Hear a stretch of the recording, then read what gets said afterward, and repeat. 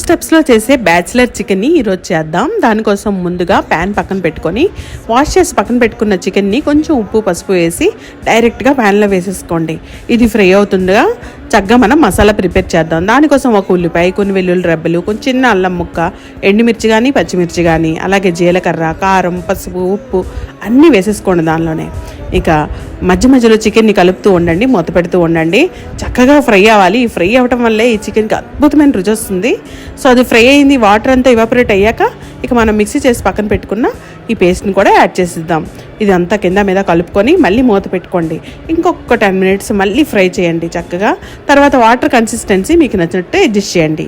కొంచెం తక్కువ కావాలంటే తక్కువ యాడ్ చేసుకోండి.